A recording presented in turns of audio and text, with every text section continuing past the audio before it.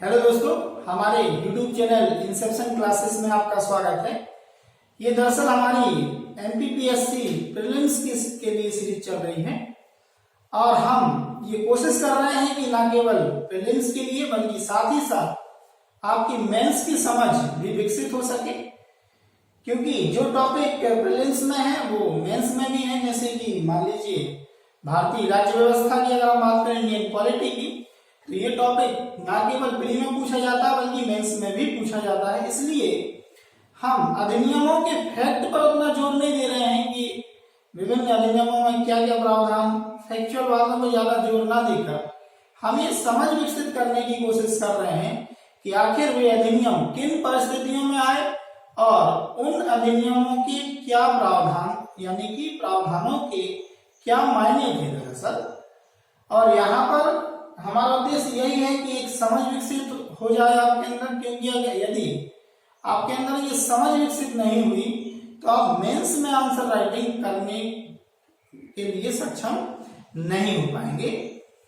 इसलिए हमने अपनी पिछली क्लास में जो मार्ले मिंटो सुधार और मॉन्टेग्यू चेम्सफोर्ड सुधारों के बारे में बात की थी, उसी के आगे हम बात कर रहे हैं कि जब मॉन्टेग्यू चेम्सफोर्ड सुधार 1919 में आ रहा है दरअसल, तो उसके पश्चात ब्रिटिश सरकार की यह मंशा है कि अगले 10 वर्षों में हम इस अधिनियम की समीक्षा के लिए, यानी कि भारतीय संवैधानिक विकास, यानी कि दरअसल भारत में कितना संवैधानिक विकास हुआ है, भारत के लोग कितना सक्षम हुए हैं अपने संवैधानिक अधिकारों का प्रयोग करने के लिए, अपने राजनीतिक अधिकारों का प्रयोग करने के लिए कितने सक्षम हुए हैं, ये जांचने के लिए, और ये जो 1919 का अधिनियम आया था वह किस हद तक सफल था, ये जांचने के लिए, इसकी समीक्षा करने के लिए हम 10 वर्षों बाद एक आयोग का गठन करेंगे। ये ब्रिटिश सरकार की मंशा थी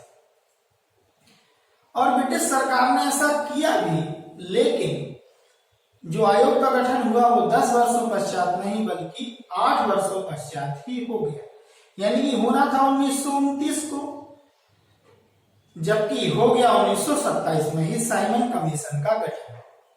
अब पहली चीज तो ये समझ लीजिए कि आखिर 2 वर्ष पहले ही क्यों हो गया। उसका कारण ये है कि ब्रिटेन में चुनाव होने वाले थे और जो सत्ताधारी दल था उसका ये विचार था कि संभव है कि हम चुनाव में हार जाएं, और चुनाव में हार जाने के बाद 1929 में दूसरी पार्टी की सरकार होगी और वह आयोग का गठन करेंगे। किस लिए?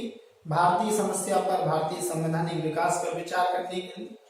तो इस आयोग का, इस सुधार का पूरा श्रेय दूसरी सरकार ले जाएगी, ऐसा वर्तमान सरकार का सोचना था। यानी तात्कालिक 1927 में जो सरकार थी ब्रिटेन में, उनका यही सोचना था कि इस पूरे सुधार का श्रेय 1929 में अन्य सरकार को मिल सकता है, इसलिए हम अभी कोई आयोग का गठन कर दें ताकि उसका श्रेय जो है पूरी तरह से हमें मिले। इसलिए इस साइमन कमीशन का गठन, यानी इस आयोग का जो गठन है वो 2 वर्ष पूर्व यानी कि 1927 में ही हो गया। हालांकि वह भारत 1928 में आया। ठीक है, तो आप देखते हैं कि साइमन कमीशन 1928। लेकिन अगर कभी प्रश्न पूछे कि साइमन कमीशन का गठन कब हुआ, तो गठन तो 1927 में ही हुआ। भारत कब आया? 1928 में। ये डेट वेट जो है ज्यादा फोकस अभी इसलिए नहीं कर रहे हम, क्योंकि इतिहास पढ़ते समय आप ये सारी बातें बहुत विस्तार से पढ़ रहे होंगे। अभी आप एक समझ विकसित कीजिए कि आखिर किन परिस्थितियों में ये अधिनियम जो है आ रहे हैं। ठीक है, तो 1928 में साइमन कमीशन भारत आया। अब भारत द्वारा इसका, भारतीय नेताओं द्वारा इसका काफी विरोध हुआ। अब उसका रीजन क्या? कुछ लोग इसके 2 रीजन देते हैं, लेकिन यहां पर समझिए कि एक ही मुख्य कारण था इसका। एक मुख्य कारण ये था कि साइमन कमीशन जो था वो दरअसल 7 सदस्यीय एक आयोग था और सातों के सातों सदस्यों में कोई भी भारतीय नहीं था, सभी यूरोपीय थे। अब यहाँ पर भारतीय नेताओं के मन में ये शंका थी, ये प्रश्न था, ये आक्रोश था कि जब भारतीय संवैधानिक विकास पर विचार करना चाहते हैं, भारतीय संवैधानिक प्रश्नों पर विचार करना चाहते हैं, समीक्षा करना चाहते हैं, तो क्या इस कमीशन में भारत का कोई सदस्य नहीं होना चाहिए? बिल्कुल होना चाहिए। क्या भारत में इतना योग्य कोई नहीं है जो इस तरह के प्रश्नों पर विचार कर सके? बिल्कुल भारत में ऐसे बहुत से योग्य व्यक्ति थे, पढ़े लिखे शिक्षित व्यक्ति थे जो इन सब प्रश्नों पर विचार कर सकते थे और अपनी राय दे सकते थे, लेकिन भारत से किसी भी सदस्य को इसके लिए योग्य नहीं समझा गया। इस बात से वो आक्रोशित थे कि भारतीय संवैधानिक विकास पर विचार करना है और उस आयोग में भारत का कोई सदस्य नहीं है।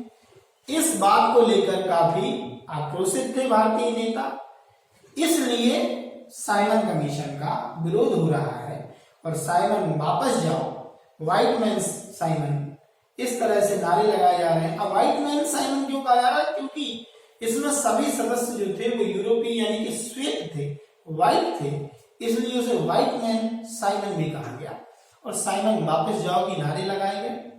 और इसी बीच आपको पता है, इतिहास में हम पढ़ेंगे कि इसी विरोध के चलते लाला लाजपत राय को लाठी चार्ज में लाठी लगी और वो दुर्भाग्य से मृत्यु को प्राप्त हुए। ये सब हम इतिहास में पढ़ रहे होंगे। यहाँ पर आप केवल ये समझें कि भारतीयों द्वारा, भारतीय पार्टियों द्वारा, भारतीय नेताओं द्वारा इसका विरोध किया गया साइमन कमीशन का। और जब साइमन कमीशन का इस तरह से विरोध हुआ, अखिल भारतीय विरोध हुआ, तो फिर भारत सचिव जो उस समय है वो अब भारतीयों से कह रहे हैं कि जब आप इतने योग्य हैं तो फिर आप ही ऐसी कोई रूपरेखा तैयार कीजिए, ऐसी कोई संवैधानिक रूपरेखा तैयार कीजिए जिससे आप सभी लोग सहमत हो। एक चैलेंज उन्होंने कर दिया कि चलिए मान लेते हैं कि आप बहुत योग्य हैं, तो अगर आप योग्य हैं तो अपनी योग्यता सिद्ध करें और ऐसा कोई ड्राफ्ट तैयार कर दें संविधान का जिससे आप सभी लोग सहमत हो जाएं। तो फिर कांग्रेस ने यह चुनौती जो है वो स्वीकार कर ली और कांग्रेस में भी मोतीलाल नेहरू ने यह चुनौती स्वीकार की। और फिर मोतीलाल नेहरू ने एक ड्राफ्ट बनाने के लिए कुल मिला के तैयारियां शुरू कर दी और कांग्रेस ने नेहरू जी की यानी कि मोतीलाल नेहरू की अध्यक्षता में एक कमेटी का गठन किया जिसमें सुभाष चंद्र बोस भी एक सदस्य थे और वो कमेटी गठित कर दी गई इस प्रकार के ड्राफ्ट तैयार करने के लिए। तो नेहरू जी ने बहुत जल्दबाजी में उसी साल तुरंत एक ड्राफ्ट तैयार किया और नेहरू रिपोर्ट के नाम से जिसे प्रकाशित किया गया। देखिए, नेहरू रिपोर्ट जो प्रकाशित हुई उस पर लोगों की काफी मतभेद, लोगों से मतलब जो राजनीतिक पार्टियां थी, इवन कांग्रेस ने भी या कांग्रेस के भी कुछ सदस्यों ने विरोध जताया। जैसे कैसे? उसमें पूर्ण स्वतंत्रता की बात नहीं कही गई। नेहरू रिपोर्ट क्या है वो सब हम पढ़ेंगे इतिहास के दौरान, अभी केवल थोड़ा सा सामान्य बच्चे समझ लें कि नेहरू रिपोर्ट जो थी दरअसल उसमें पूर्ण स्वतंत्रता की बात नहीं कही गई थी, डोमिनियन स्टेटस की बात कही गई थी, यानी कि पूर्ण स्वतंत्रता नहीं। इस बात को लेकर सुभाष चंद्र बोस, जवाहरलाल नेहरू जैसे युवा नेता जो थे उस समय वो असंतोष जता रहे हैं क्योंकि अब कांग्रेस में ये जो युवा नेता हैं वो अब पूर्ण स्वतंत्रता से नीचे, पूर्ण स्वराज से कम कुछ भी नहीं चाह रहे, जबकि नेहरू जी ने पूर्ण स्वतंत्रता यानी मोतीलाल नेहरू जी ने अपनी रिपोर्ट में पूर्ण स्वतंत्रता का जिक्र नहीं किया। और आपने पढ़ा कि 1909 के मार्ले मिंटो एक्ट से पृथक निर्वाचन दिया गया है मुस्लिमों को। 1919 में उसका विस्तार भी किया जा रहा है, अन्य समुदायों को भी पृथक निर्वाचन दिया जा रहा है, लेकिन नेहरू जी अपनी रिपोर्ट में संयुक्त निर्वाचन पद्धति को स्थान दे रहे हैं, पृथक निर्वाचन को उन्होंने अस्वीकार कर दिया।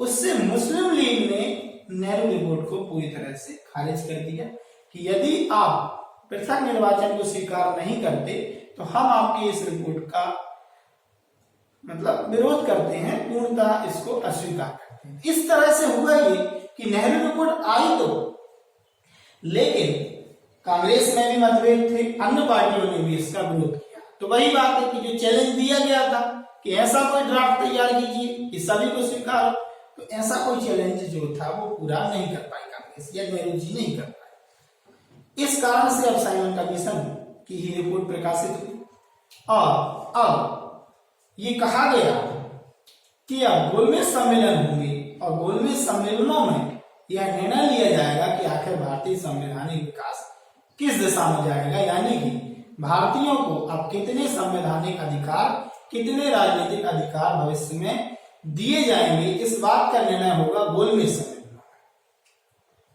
गोलमेज सम्मेलन क्यों कहा जाता है? मतलब गोल मेज पे आपस में इस तरह से बैठते थे बहुत सारे लोग गोल मेज के आसपास चेयर पे, इसलिए उसे गोलमेज सम्मेलन कहा जाने लगा। ऐसा मतलब एक परसेप्शन होता है ना कि अब बैठक हो रही है तो गोलमेज होगी, उसके आजू बाजू बैठेंगे लोग, तो गोलमेज सम्मेलन बोलने लगे लोग। और भी कुछ कारण हो सकता है, ये तो एक सामान्य बात मैंने बताई, इस बात से कोई फर्क नहीं पड़ता। फर्क इस बात से पड़ता है कि गोलमेज सम्मेलन अब लंदन में हो रहे हैं। और क्यों हो रहे हैं? क्योंकि भारतीय संवैधानिक विकास के भविष्य पर अब विचार किया जाना है। तो 1930 में पहला गोलमेज सम्मेलन हो रहा है और पहला जो गोलमेज सम्मेलन हो रहा है उसमें कांग्रेस ने अपनी उपस्थिति दर्ज नहीं कराई। अब ये क्यों नहीं कराई, ये सब हम इतिहास में पढ़ रहे होंगे कि सविनय आंदोलन चल रहा है, नमक कानून तोड़ा गया है और वहां पर गोलमेज सम्मेलन हो रहा है। अब वही बात है कि जब कांग्रेस जैसा बड़ा राष्ट्रीय दल यदि इस सम्मेलन से, कहने का मतलब अपनी दूरी बना रहा है, इस सम्मेलन में भाग नहीं ले रहा है, तो फिर भारतीय संवैधानिक विकास पर विचार करना, ये कह सकते हैं कि इसका कोई अर्थ नहीं, क्योंकि भारत की सबसे बड़ी पार्टी उस समय कांग्रेस ही थी। तो जब तक कांग्रेस वहां पर नहीं होगी तब तक भारतीय संवैधानिक विकास पर कोई विचार किया जाना संभव नहीं था। तो पहला जो सम्मेलन था वो पूर्णतः असफल हो गया। और जब पहला सम्मेलन असफल हो गया तो उस समय ब्रिटेन के जो प्रधानमंत्री हैं मैकडोनाल्ड जो प्रधानमंत्री हैं, वो अब लॉर्ड इरविन यानी कि जो वायसराय भारत में, उन पर इस बात के लिए दबाव बना रहे हैं कि आप कैसे भी करके कांग्रेस को मनाइए कि वह गोलमेज सम्मेलनों में अपनी हिस्सेदारी सुनिश्चित करे, क्योंकि अगर गोलमेज सम्मेलनों में कांग्रेस की हिस्सेदारी सुनिश्चित नहीं हुई तो फिर ये गोलमेज सम्मेलन सफल नहीं हो पाएंगे। तो फिर गांधी इरविन समझौता हो रहा है। अब आप समझ पा रहे हैं कि उसी समय गांधी इरविन समझौता क्यों हो रहा है, क्योंकि इरविन पर यह दबाव है कि आप कांग्रेस को मनाइए गोलमेज सम्मेलन में भाग लेने के लिए। और कांग्रेस की अभी कमान जो है वो गांधी जी के हाथ में। गांधी जी को कमान 1929 के लाहौर अधिवेशन में जवाहरलाल नेहरू द्वारा दे दी गई थी कि अब आपके हाथ में कमान है, आप राष्ट्रीय आंदोलन को दिशा दीजिए। अब राष्ट्रीय आंदोलन की कमान या कांग्रेस की कमान पूरी तरह से गांधी जी के हाथ में, इसलिए अब गांधी जी को मनाना था कि आप सविनय आंदोलन बंद कीजिए और गोलमेज सम्मेलन में हिस्सा लीजिए। तो फिर गांधी इरविन समझौता हो रहा है। गांधी इरविन समझौता मार्च 1931 में हो रहा है और गांधी इरविन समझौते में यह समझौता हो रहा है कि गांधी जी अब इस बात के लिए तैयार हो रहे हैं कि चलिए हम सविनय आंदोलन को स्थगित करते हैं और हम गोलमेज सम्मेलन में भाग लेंगे। इस तरह से द्वितीय गोलमेज सम्मेलन जो 1931 में हो रहा है वर्ष के अंत में, उसमें अब गांधी जी जो है वो हिस्सा लेने जा रहे हैं, यानी कि कांग्रेस अब हिस्सा ले रही है और कांग्रेस की ओर से गांधी जी हिस्सा ले रहे हैं। लेकिन जब द्वितीय गोलमेज सम्मेलन में गांधी जी पहुंच रहे हैं तो वहां पर दरअसल इस बात को लेकर मतभेद है कि वहां पर अब चर्चा हो रही कि दलितों को पृथक निर्वाचन दे दिया जाएगा। गांधी जी पृथक निर्वाचन के खिलाफ पूरी तरह से। अब जितना मिल गया, जिन लोगों को मिल गया वो तो ठीक है, लेकिन अब और नए लोगों को भी पृथक निर्वाचन दिया जाएगा, यानी दलितों को हिंदुओं से अलग मानकर उन्हें पृथक निर्वाचन दिया जाएगा। ठीक है। अब अगर दलितों को हिंदुओं से पृथक मानकर पृथक निर्वाचन दे दिया गया तो फिर तो वो हमेशा के लिए दलित ही हो जाएंगे, ऐसा गांधी जी का सोचना था। इसलिए गांधी जी उस सम्मेलन से वापस आ गए, बीच में ही छोड़कर सम्मेलन को, और इस तरह से यह सम्मेलन भी असफल हो गया। और जब यह सम्मेलन असफल हो गया, यहाँ आकर गांधी जी फिर से सविनय आंदोलन का दूसरा चरण उन्होंने शुरू कर दिया। तो फिर वो सब हम इतिहास में पढ़ेंगे। अब यहाँ पर बात ये कि जो प्रधानमंत्री हैं ब्रिटेन के, उन्होंने एक घोषणा कर दी। अब गांधी जी चले गए ठीक है, कांग्रेस ने सहमति जताई ठीक है, उन्होंने अपने स्तर पर घोषणा कर दी, जिसे सांप्रदायिक पंचायत नाम से जाना जाता। 16 अगस्त 1932 की घटना है। सांप्रदायिक पंचायत यानी कि कम्युनल अवार्ड, एक घोषणा की जिसमें दलितों को पृथक निर्वाचन प्रदान करने की बात कही गई। अब जब ये बात कही गई दरअसल, तो गांधी जी इस बात को लेकर बहुत ज्यादा फिर से आहत हुए कि अगर दलितों को पृथक निर्वाचन मिलेगा तो दलित हमेशा दलित ही रह जाएंगे, दलितों का कभी उद्धार नहीं हो पाएगा। ऐसा गांधी जी का अपना मानना था। तो फिर गांधी जी ने इस घोषणा के, इस सांप्रदायिक पंचायत के खिलाफ अनशन शुरू कर दिया।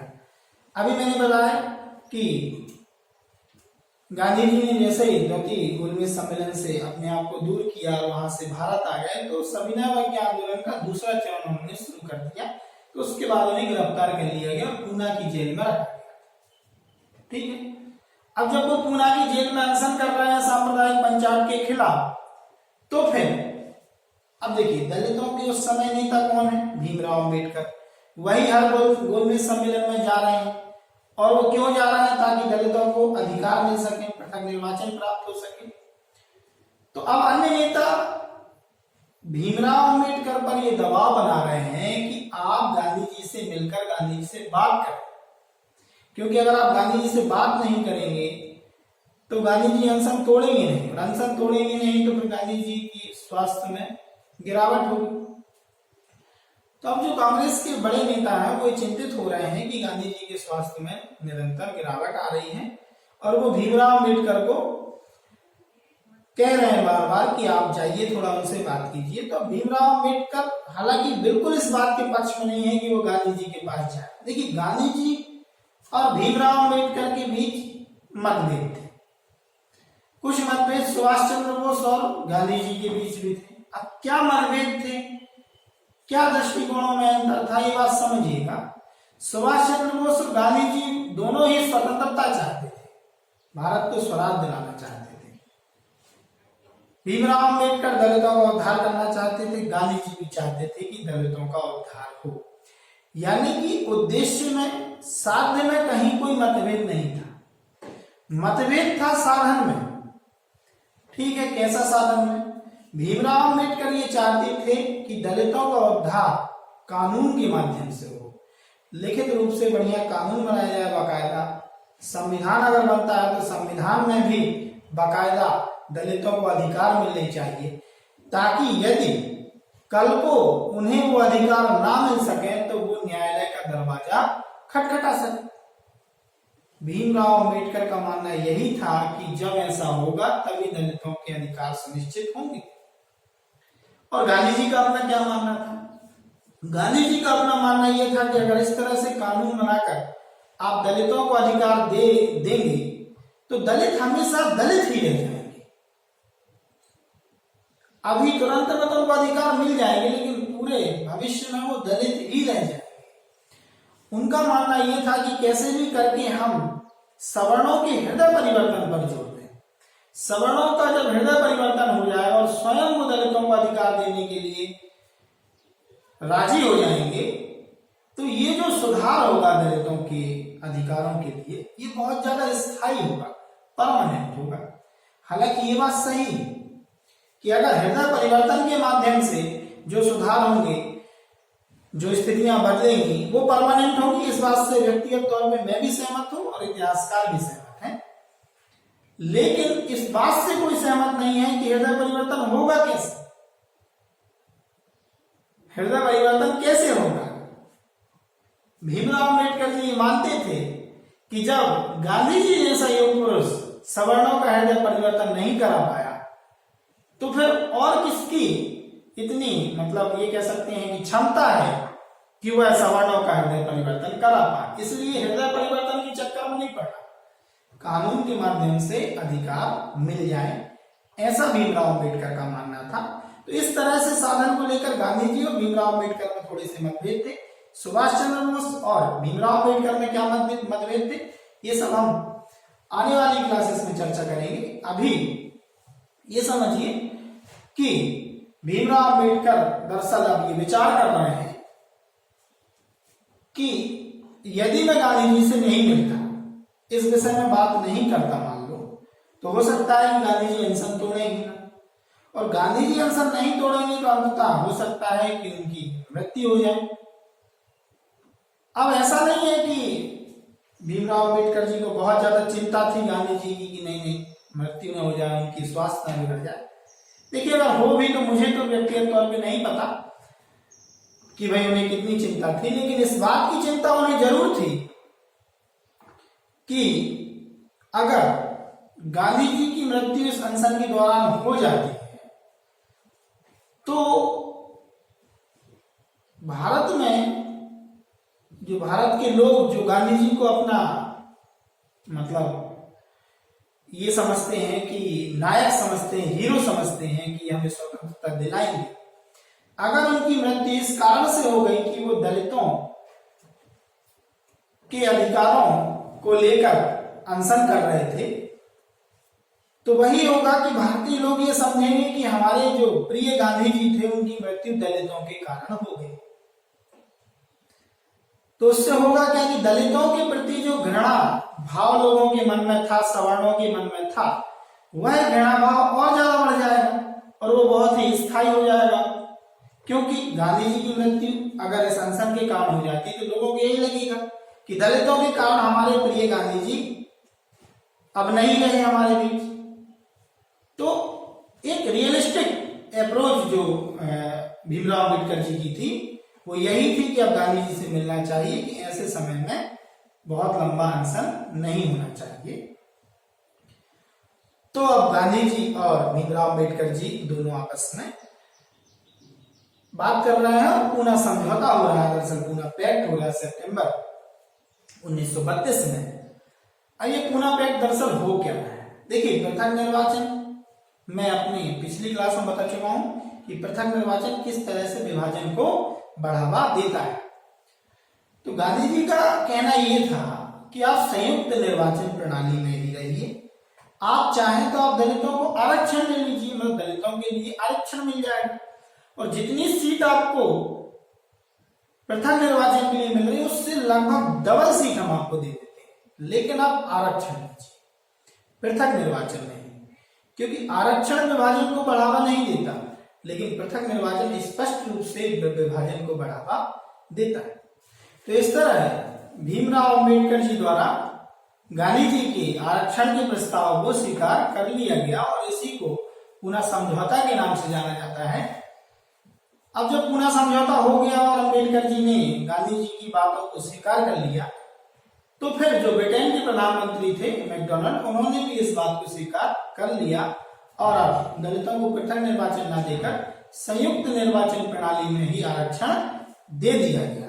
और अब तीसरा गोलमेज सम्मेलन हो रहा है और तीसरे गोलमेज सम्मेलन के बाद अब तीनों गोलमेज सम्मेलनों में जो भी चर्चाएं हुई उन सभी चर्चाओं को ध्यान में रखते हुए, साइमन कमीशन की रिपोर्ट को ध्यान में रखते हुए अब भारत शासन अधिनियम 1935 भारत में आ रहा है।